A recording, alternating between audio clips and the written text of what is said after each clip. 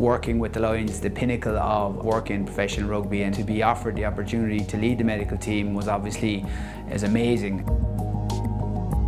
Because of the geography in New Zealand, a lot of the moving will be done by road, so essentially we'll have travel days after almost every game, which is in its own right is very challenging.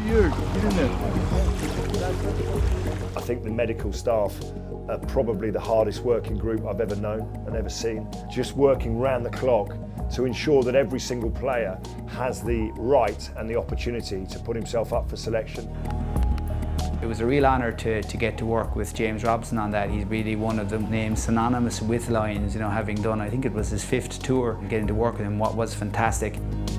It is a medical team now. As I say, the first tour I went on, it was myself and Kevin Murphy.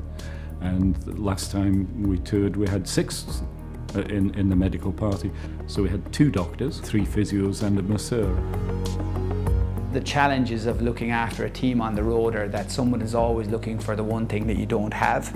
So what you try and do is bring absolutely everything with you. You're doing your very best to bring everything that you've ever used over the course of your career with you. One of the things that we would pride ourselves on is that the level of care that we give is the best possible level of care that the players can get. Plank again.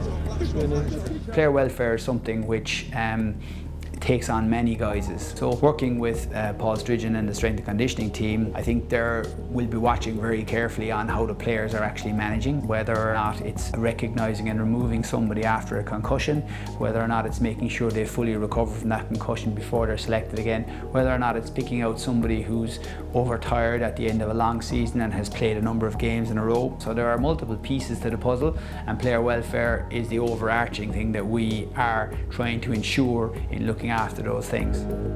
I don't know how those guys do their job. They hardly ever sleep, and they're really working hard to get every player fit for selection. We're having a management meeting later on in the month now where we'll tie everything up together and meeting with the rest of the medical team and pushing things on from there. So it's actually getting very real now. So yeah, it's really exciting.